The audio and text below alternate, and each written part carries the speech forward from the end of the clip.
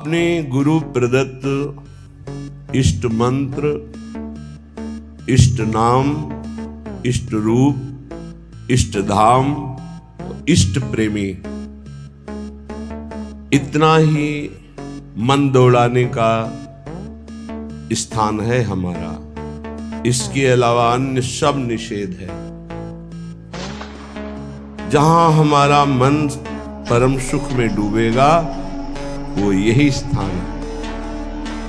गुरु प्रदत्त इसलिए कि उपासना सिद्ध तभी होती है जो सांगोपांग होती है।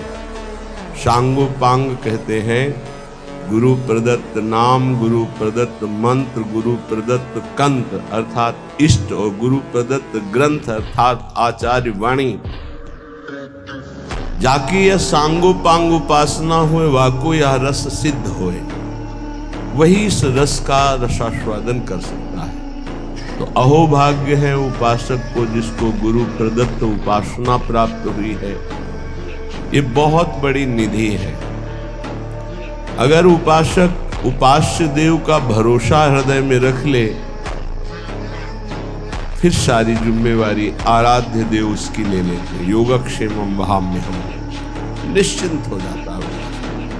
न लोक की चिंता, न परलोक की चिंता। बड़े से बड़े भय के अवसर पर भी हृदय में एक अद्भुत शीतलता, एक अद्भुत आनंद की उपस्थिति रहती है, क्योंकि आराध्य देव उसके हृदय में प्रकाशित हो गए हैं। जब तक कोई अन्य भरोसा, अन्य आश्रय है, तब तक उपास्य देव त्रिगुण माया का पर्दा लगाकर हृदय में ही छुपा छुपी का खेल खेलते रहते हैं। श्रीपाद प्रबोधानंद जी महाराज कह रहे हैं, क्यों अन्य का आश्रय ले रहे हैं? अन्य में आपका शरीर भी है, आपका अंतःकरण भी है, आपका स्वभाव भी है, और आपका शारीरिक संबंध भी है, आपका इंद्रियों से भोगों का संबंध भी है। ये सब अन्य के अंतर्गत आता है। अनन्य में एक ही बात केवल होती है, आराध्य देव बस, कुछ और नहीं। मेरे तो गिरधर गोपाल दूसरो न कोई, ये केवल अनन्यता का स्वरूप है। श्रीपाद बहुत करुणा करके कई श्लोकों में इस शब्द का प्रयोग किया है। कह रहे मरिष्यसि कदा सखे त्वमिति किं विजानासि किं शिशोः श्रुत तरुणस्य वा न खलु मृत्युराकस्मिकः तदद्य निरवद्य धीर वपुरिन्द्रियासक्ति को न किंचन विचार द्रुतमुपैः वृंदावनम। हे सखे, मरिष्यसि कदा, तुम्हें पता है तुम्हारा शरीर कब छूट जाएगा, किस दिन तुम्हारी मृत्यु होगी, तुम्हें पता है? क्या तू ऐसा जानता है कि तेरी वृद्धावस्था में ही मृत्यु होगी? तो गलत तेरी सोच है। शिशो हो, शिशु अवस्था में भी हो सकती है। सुतरुणस्य, सुंदर जवानी में भी मृत्यु हो सकती है। खलु मृत्यु राकस्मिकः, अकस्मातिक, कभी भी किसी भी समय किसी अवस्था में हो सकती है। तदद्य निरवद्य धीर वपुर इंद्रियासक्ति को। इसलिए मेरी बात मान लो, यदि अपनी इंद्रियों को तुम रोक पाओ और मन को नाम में लगा दो प्रिया प्रीतम के, तो ये जीवन तुम्हारा सार्थक हो जाएगा, धन्य हो जाएगा। नहीं, अच्छे अच्छे मृत्यु का अवसर आने पर भयभीत हो जाते हैं। ध्यान रखो, मृत्यु ऐसा भयावह नाम है जो सबके होश उड़ा देती है, पर जिनके होश श्री जी के चरणों में समर्पित है वो मृत्यु के होश उड़ा देते हैं। मृत्यु भय प्रदान करती है। वो ऐसी अभय अवस्था में होते हैं कि मृत्यु भी कुछ नहीं बिगाड़ सकती।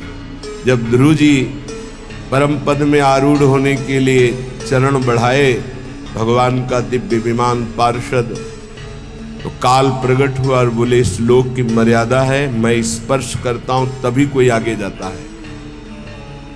तो ध्रुव जी ने कहा ठीक है, मैं स्पर्श करता हूं आपको, और काल के माथे पर पैर रखकर भगवान के दिव्य विमान पर पार्षदों ने हाथ पकड़कर ऐसे बैठाला।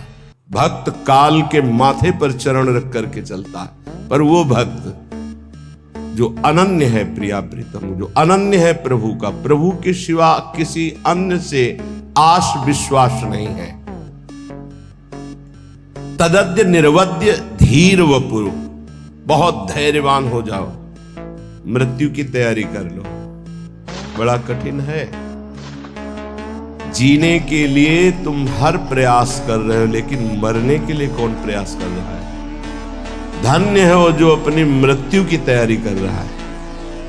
लाखों करोड़ों अरबों असंख्यों मनुष्य हैं, सब जीने के लिए परेशान है, लेकिन कोई बिरला ऐसा है जो मृत्यु की तैयारी कर रहा है कि मुझे जाना है यहां से, मुझे जाने की तैयारी करना है, मुझे नाम जमा करना है, भगवान नाम, मुझे जितेंद्री होना है, भगवत साक्षात्कार करना है, पुनः इस संसार में, भयावह संसार में, जन्म मृत्यु दुख देने वाले संसार में, छली कपटी संसार में नहीं आना।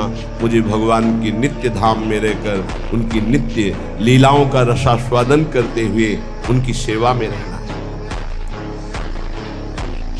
ये पहली तैयारी हुई एक श्लोक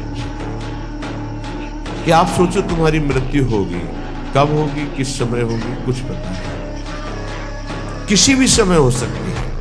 खलु मृत्यु आकस्मिक, अकस्मातिक, तुम्हें पता भी नहीं चलेगा।